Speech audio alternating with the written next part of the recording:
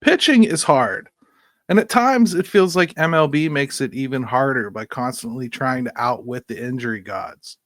Eric Minshall from Ohio Baseball Science Academy joins the show to help us understand more of it. That's next on Locked On Pirates.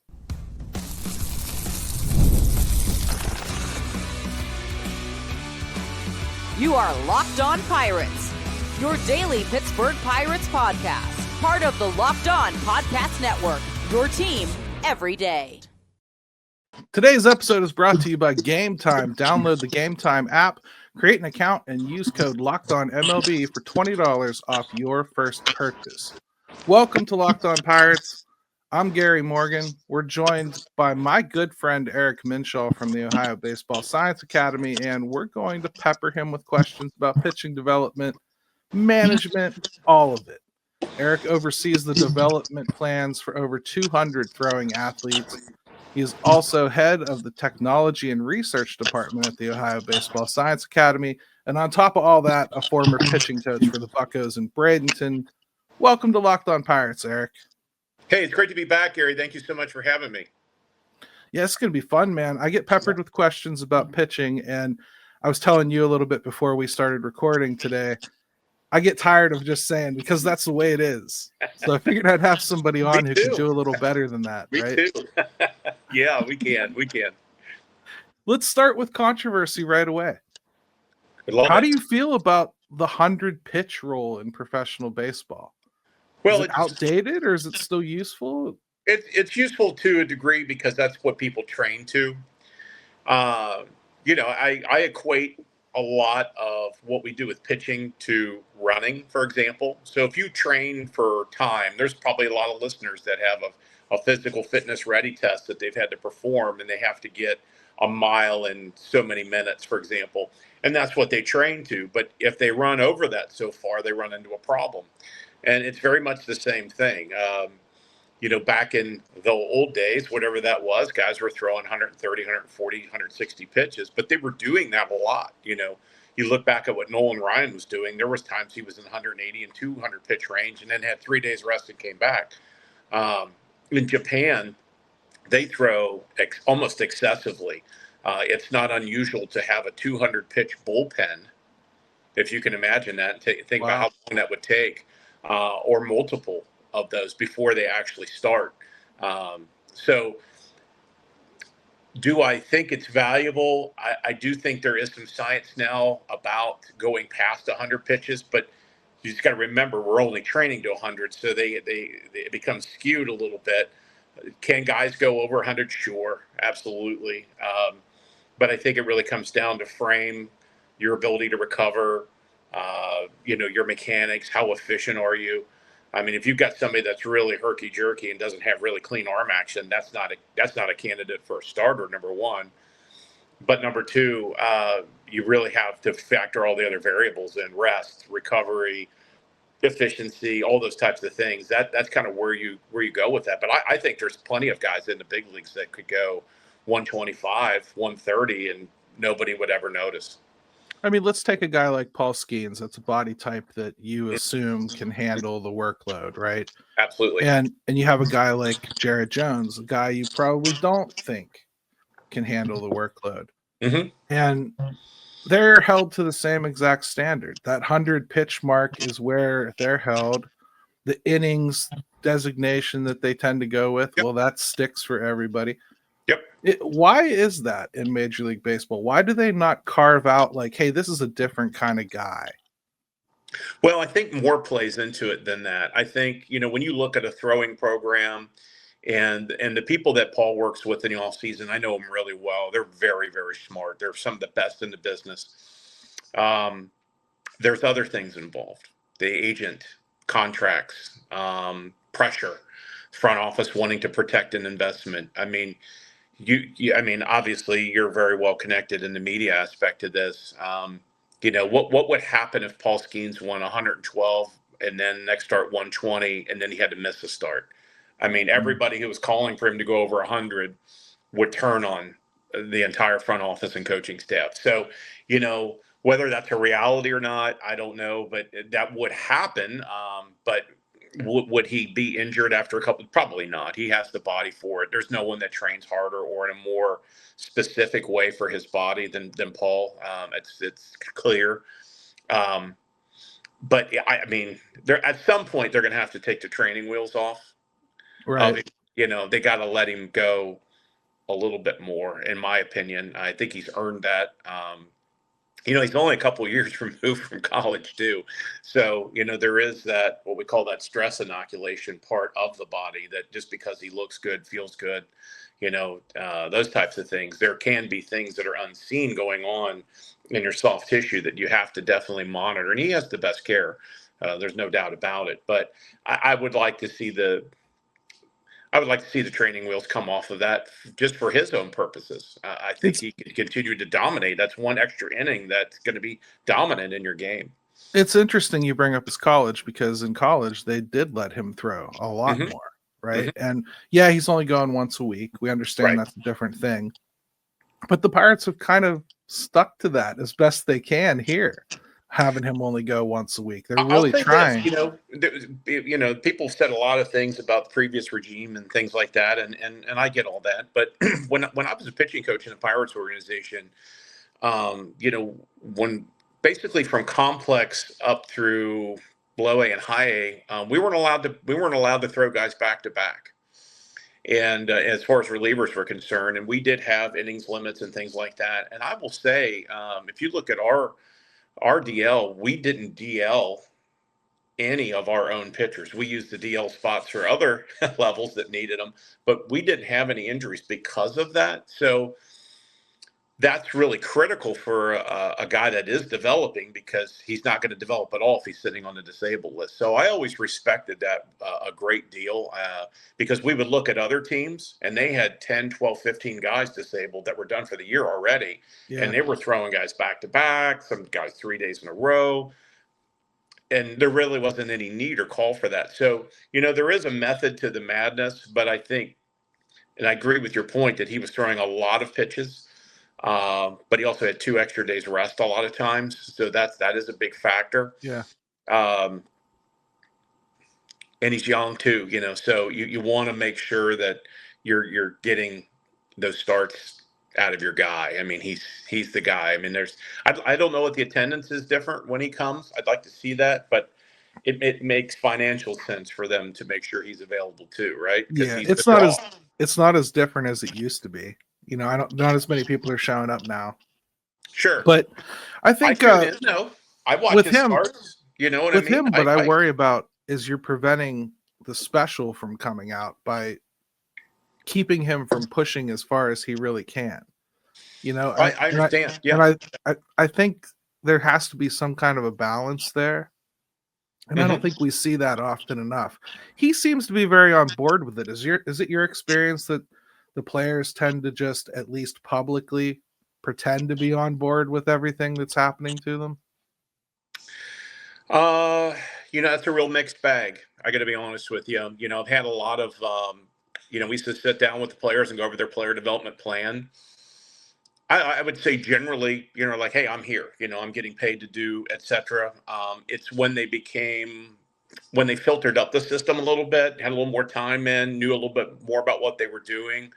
I've seen some things in person, pretty surprising. Some prospects say things to people on the field, coordinators, et cetera, that you would never see from anyone else. And that would get you released, honestly, if you were, let's say, a non-drafted free agent versus somebody who has some money in you. So there comes a little of that, knowing where you are in the organization about how much you want to say. But at the same time now, with so many guys developing outside of an organization too, that these guys are clued in a lot more. I'll give you an example. I think last year we had teams, I think we had 24 organizations that we were dealing with, sometimes multiple. So I was on the phone consistently with player development, front office player development guys and their coordinators, going over plan, throwing program, et cetera. So there's a lot more of that going on. So there's less of a fight. Yeah. Now everybody's on the same, I should say not everybody, but more people are on the same page. So when guys are approached with things by an organization, it's not a surprise anymore. It's usually a part of their plan going into the off season. It's been executed. So there's a lot more harmony than there ever has been, especially like the last 2, maybe 3 years. It's really come along. Awesome stuff, Eric. Great start. Let's take a quick break. When we come back, let's keep peppering him with questions. If you're running a business, you know that every missed call is money left on the table. Think about the last time you had a service emergency, like a burst pipe.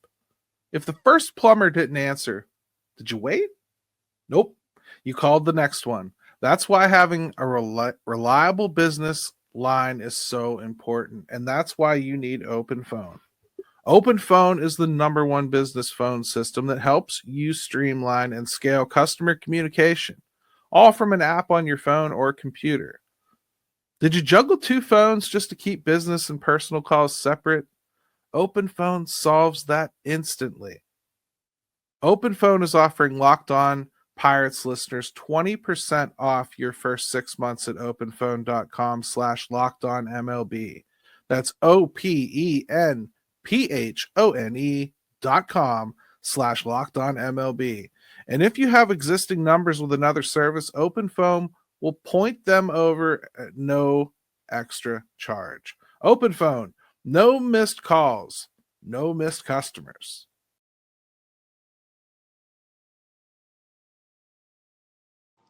All right, everybody, welcome back to Locked On Pirates. Hey, make sure you hit me with a subscribe and a like. And if you got more questions for Eric, put them in here. Eric is a great dude, and he'll answer them whether he's on the show or not. and I'll get back to you, I promise. That's true. So innings limits are mixed in with these pitch counts, Eric. And it feels like we're trying to limit these guys from multiple different angles now. You know, is it the ups and downs that are the real problem with the innings, or is it a combination, not wanting to see certain guys a number of times? I mean, what is feeding into the double restriction on what you do with starting pitching? Well, it's funny you say that because I just, living in Cincinnati, I just read an article this morning about, they're talking to Chase Burns already about his innings limits. And, right, that is really truly about stress management and, still working in professional baseball, working in indie ball. We see this. It is important. I do believe in it. When you have a young guy that's still developing, there is some statistics and data behind, some injury and what guys percentage-wise should be doing each year to progress. I just think, again, you're protecting a valuable asset for your organization. The worst case scenario for these guys is they come up and they do really, really good and they're in a playoff push, and you go, oh my God, what are we going to do? He's got 6 innings left for the year, and there's no way he can start in the playoffs. But I do overall believe in it because I think you're trying to protect the player. You can only push them so far. I mean, you talk about a position player, right? Like a lot of times guys will get called up and then they really wean out. So you'll have a rookie. Let's say he's got 4 or 5 years in minor leagues under his belt, but he's not played maybe more than 120 games. So all of a sudden at the end of August, the guy that was hitting 280 starts hitting 250, and by the time he's done with September, he's hitting 240. And you look at that last month, well, what happened? Oh, the league caught up to him. No, he was tired. He's not played 162 games before, plus spring training. It works the same way with pitching. There comes a point where you get past, let's say you threw 132 innings in college, and then your first year in the minor leagues, they let you pitch 150, and then so in between that, you've got somebody that is approaching, more innings every year, but you can't jump 40, 50, 60 more innings on a guy just because you're in a playoff hunt, because that, again, it's about managing stress on the body, and not stress like, oh, I'm in a stressful situation. It's about soft tissue stress. Like, how much can I stretch that? How much can I recover? And when you get to a point where your body's just exhausted and not able to recover, much like in a throwing program or anything, you do run the risk of having a serious injury, something that you don't just miss a start with. You might end up missing 6 to 8 weeks, and now you've hampered the development of that player at the risk of just getting some good starts out of somebody. So it's a little bit about injury, but it's also a little bit about diminishing performance. Is what you're saying. So absolutely. If it's about diminishing performance, how do you tell that that's where you're at with the guy? You can see the metrics. Yeah. So one of the things that we track, so many things, but we have, let's say you have a starter, he's 65% fastball throughout his starts. Let's say he averages, let's say he's a 100 pitch guy. He usually goes 6 innings with that. And you can monitor. So in the first inning, let's say he's truly an average major league guy, 93, 95, and he maintains that through first part of the year. He's able to maintain that through 5. He doesn't start showing any fatigue until the 6th, when he gets right around that 80, 85 pitch mark. Pretty standard, understood. But then all of a sudden, at the end of July, you start seeing some metrics where there's not enough. He's lost some carry on that fastball. The velocity's down a little bit, or it spikes. Maybe he starts off really well in the first, second not as good, third, and then he pushes it into the 4th. It comes up, but he's done because now he's leveraged himself into a very high stressful inning. Right. May have been a longer inning because he's pushing and he doesn't have good command. He's walked some guys, and the next thing you know, you have a 32 pitch inning. He's done.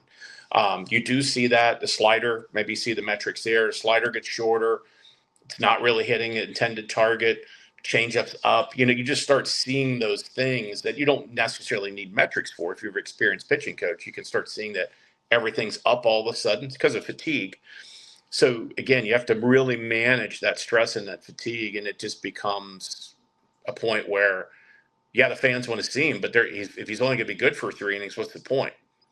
Do they have access to those metrics in the dugout at this point? Yeah, it's more in the tunnel. You've got your assistant pitching coach, and you've got some guys that are down in the clubhouse, down in the tunnel, that are able to say, hey, send a note up. We're seeing some fatigue here. Let's talk to him between innings. Like, where's he really at? You may want to get somebody at least tossing, So, that information is readily available to every team. Well, that's good information, because I think most people still assume that this is all based on Sparky Anderson's gut, if you will. You know what I mean? And it sounds to me like there's a lot more information going on behind the scenes. So I got a listener question for you I figured I'd pose. This is from Tom Lohr. He says, why are there so few, if any, knuckleballers? And also, why is the screwball rarely used? So, having experience with knuckleballers, it is extremely difficult to manage a knuckleball. So, working in indie ball this year, we actually had a guy that was released by the Blue Jays, Jordan Powell, that came in, very good knuckleball, kept him through most of the year. And it just got to a point where it was too many walks, and guys were taking. They were smart. Yeah. If you can't get it over, go watch some starts from Wakefield and Dickey. They were getting strikes with that thing. They might fall behind, but then it became, well, he's going to throw it close, and I want a piece of this. It's so hard to get that darn thing in the zone. You really do need a secondary pitch to get over. Fortunately, Jordan had an 89-mile-an-hour cutter that he was able to get back. But then guys start pitch eliminating. They're like, well, I'll just take all the knuckleballs. The chances of getting over is 25%. I'll just sit on that cutter. So it's very, very hard to develop, and people just don't have patience for that. And it's very hard to catch. I mean, we have a catcher that's excellent defensively, and if you looked at his stats, because of it, he looks terrible because there's so many wild pitches and pass balls. Like, God, can't the guy block? Well, no, he was catching a knuckleballer once a week. So, oh wow. So nobody wants to volunteer to do that.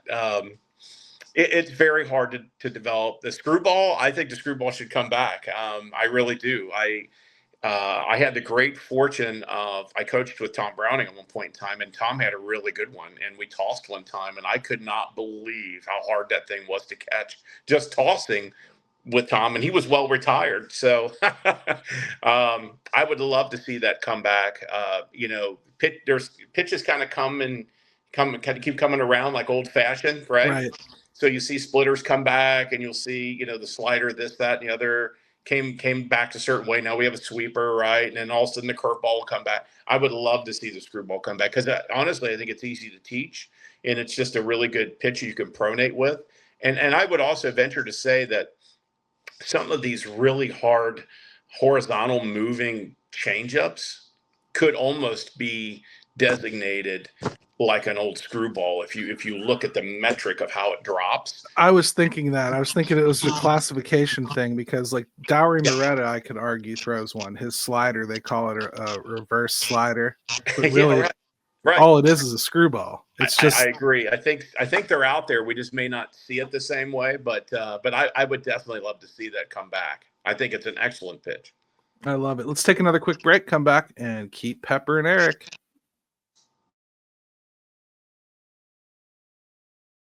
We've all been there, logging on early, waiting forever for concert tickets to go on sale, only to lose your spot for a show you've been dying to see. Live music should be about making memories, not dealing with the stress of ticket shopping. That's where Gametime comes in. Gametime makes getting concert tickets faster and easier than ever. Prices actually drop as it gets closer to showtime, and you can save up to 60% off with their killer last-minute deals. Tired of endless scrolling trying to find the best deal? Gametime's zone deals pick the best seats in your section for you. Take the guesswork out of buying concert and show tickets with Gametime. Download the Gametime app, create an account, and use code LOCKEDONMLB for $20 off your first purchase. Terms apply. Again, create an account and redeem code LOCKEDONMLB for $20 off. Download the Gametime app today. Last minute tickets, lowest price guaranteed.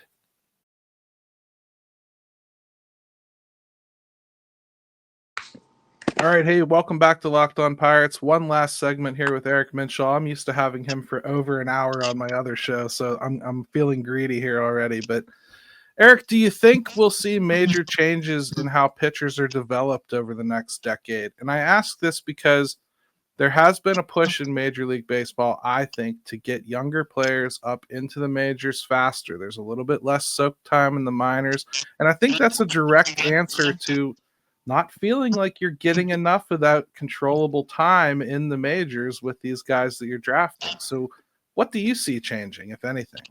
I definitely see pitching development changing really, honestly, significantly over the next 4 or 5 years, because it has in the previous 4 or 5 years. We can now quantify stuff. How is our pitches changing? From slider to sweeper, for example. Where did we come up with that? Well, that's science based. That's using the slow motion cameras. That's using the data behind the pitch, being able to see where the finger comes off of a pitch. We couldn't do that before. You can't do that with your eyes. We now know and can see what we didn't know and couldn't see before. That has made a tremendous difference. But more so with motor skill acquisition and the science behind that, how the body moves, and talking about skeins, we know how to ask a pitcher to get better now with what aspect of their body needs work on.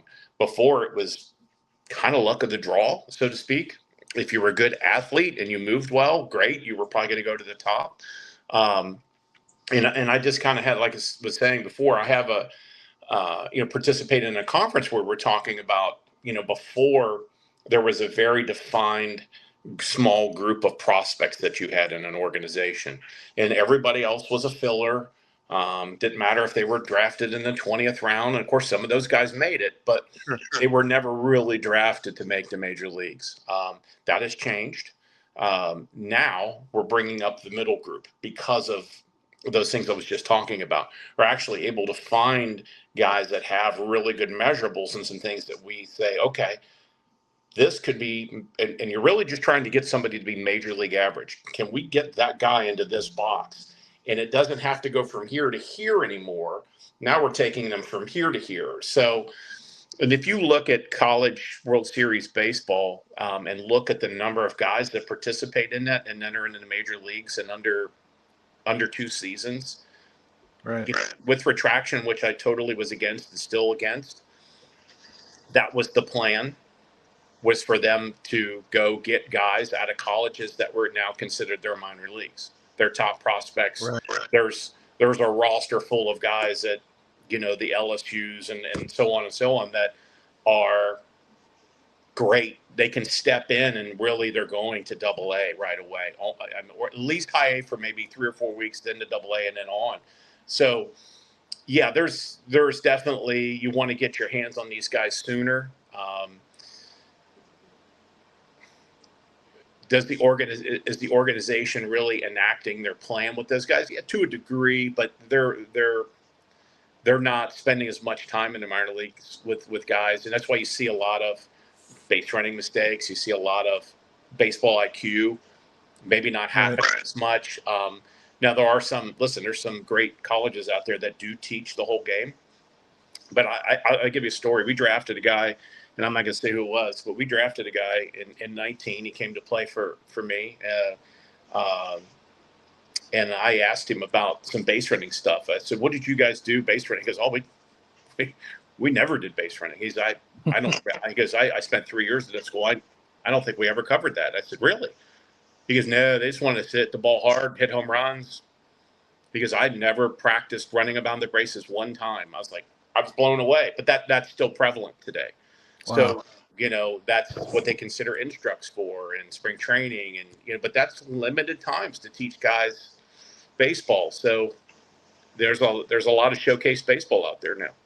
All right, another listener question here. This is from Paul Chamberlain. He says, "Could you ask Eric what could have possibly caused Bednar's turnaround after his trip to the minors? You don't see comebacks like that in season very often," was his supposition. No, that's a great question from Paul. You don't, but I can give you an example that'll hit really hard with the Pirates fans here. A lot of times it's not necessarily about what's coming out of your hand. The pitches, yeah, you can work with sequencing and things like that to help yourself get better. But I'll go back to Joel Hanrahan, who I worked with, and Joel, obviously all-star closer, right? I mean, big time dude for the Pirates. I remember asking him what changed, and it had really very little to do, if anything, with his pitching. He told me that when he was with the Nationals, he just wasn't very good, and he was looking over his shoulder every day, waiting for the GM to come tell him he was released. He got traded, and he had a breath of fresh air and a different, they say change of scenery, et cetera, but he had a different mindset that he was going to be the guy. And once he got the ball, this was his opportunity. And he changed how he thought about that. He decided that he was going to be that guy, and he became that guy. I can tell you, I talk to guys, obviously, in this realm regularly, and often our conversations turn to that mental aspect of the game, that mental skills that you have to practice to become the dude, that you can just turn that on. And I would bet, there was a coach or somebody may have made some adjustments to, Arsenal, something like that. I don't know that, but I would imagine that happened. But I bet if you sat Bednar down, I would be willing to bet that he would say that a lot of it was here. Do you think that players today are getting a little bit too into the nitty-gritty numbers for each pitch? Do you think that there's a time when you have to advise them to step back a little bit and just focus on throwing? Some guys don't care about it at all. I've had guys say, don't bring any of that stuff to me. No problem. I mean, there's a time and place. I've got a guy that wants to know every pitch, that was 200 RPMs different. I think that gets distracting. At the end of the day, I've said this to guys before. I've said this in interviews with teams before. Maybe they don't like it, but I said, you can't take a TrackMan or a Rapsodo to a mound visit. That's not going to help him when he's got bases loaded and 2 outs, and a pitching coach is like, hey, let's take a breath here. But remember, this is how we're going to get this guy out. Let's get on the same page. We don't want to mix up on signs. You know what I mean? You still have to be able to get somebody out. You still have to be able to pull up your gumption and say, this is how we're going to attack, and you got to get the ball across the plate. So yes, that you can be paralyzed, paralysis by analysis. That can happen. You become reliant upon your data. But I do have a lot of guys that are like, I don't really care about that right now. I just want to compete. I want to strike somebody out or get weak contact or whatever it might be. And I think that needs to be taught more, that you need to learn how to compete. You should be able to feel your numbers, basically, right? You should. At some point, yeah. you should be able to feel, I put the right amount of RPMs on that ball. I know I did. Let the ball tell the story. We talk about that all the time. Let the ball tell the story. If you're throwing the ball down the middle, it doesn't matter what RPMs it was. If you're missing the zone by 3 balls out every time, that has nothing to do with the spin axis, or it has nothing to do with that. It has everything to do with what you should be focusing on, and that's getting the ball through the zone, into the catcher's mitt, to your intended target. That's what you're trying to do, and that's hard enough on its own. Last question I have for you, because of time, not interest, is a big question. What is the major stumbling block from AAA to the majors? I know it's talent level, but what else is going on? Because there are guys that come up to the majors and just don't look like anything their character said they were. A command master comes up and walks 4 guys. Is that just nerves? I go back to mentality. I can tell you, I have worked with guys that have average stuff that get more guys out than a top prospect throwing 5 miles an hour harder that has better metrics. Happens all the time. And I saw that when I was, again, with the Pirates with development. There were some top guys that were not ready mentally. Let's just say Right. that. They eventually became ready, but there is a jump. It is a different stage. There are different expectations. You are a human being. You go, oh my God, do I belong here? Oh, this was different. I'm working with a major league free agent right now. We talked about that. He said it took him till his 3rd season, and he pitched 8 years in the big leagues. It took him till his 3rd season. I'm that guy. I do belong here. I am him. Yes. And he already had good numbers for 2 years. Why did it take you to year 3 to feel like you believed? It's so much about what happens in here that dictates what's going to happen coming out of your hand. And you really have to spend as much time developing that confidence, developing that attitude. Refuse to lose is what I like to say. You have to be able to say, you know what? And people make a lot of fun of Trevor Bauer and stuff. Oh, okay, fine. But when you go to his social media, there is never any fear in that guy's eyes about his attack.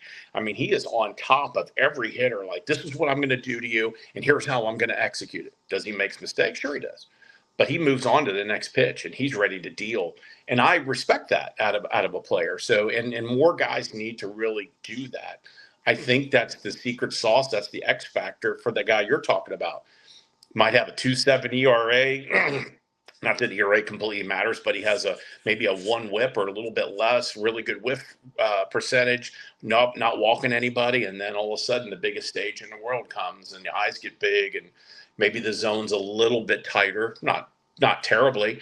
And boom, look what happens with a young rookie pitcher if he gets hit hard a little bit in the zone. All of a sudden he starts nitpicking and he misses the zone, and it's a disadvantage count every time. 2-0, 2-0, 2-0, 2-0, 3-1, 2-1. And then you've got to come over with something probably just fast. And every one of these guys in the big leagues can hit that fastball if they know it's coming. I feel like the command pitchers sometimes suffer most when they come up, because they're not relying on just throwing stuff past guys. They're relying on getting swings on borderline pitches and soft contact and things like that. And you don't get as much of that in the majors. Guys are going to take borderline on you. Even the 9-hole hitter in the major leagues, you send him back to AAA, he's going to hit 300. I'm sorry. Right. It just is. I mean, and there is a difference. There is a difference between AAA command and major league command. It matters, and stuff is different. It's one more level of elite, and it's hard. That's why so few have been there. It's hard. It's hard to be that guy and be that guy consistently. You made a liar out of me because I got one more question. I can't help it. Yeah. We talked about how hard it is to onboard from AAA to the majors. Mm-hmm. When a team calls up a young prospect starter and gives him a start, there's an obvious opening in the rotation. This guy gets an opportunity, has one bad outing, and then gets sent right back down. What does that do mentally to them? I mean, should you as an organization feel it important to give them an opportunity to fight through those nerves and give them another couple opportunities before sending them down? Or is it okay to make that decision right away? Like, I didn't see what I liked.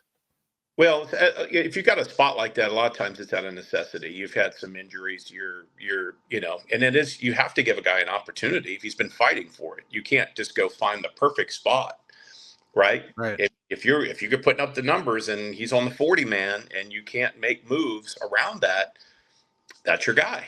That's your guy. And you come up here, there's an expectation for you to perform.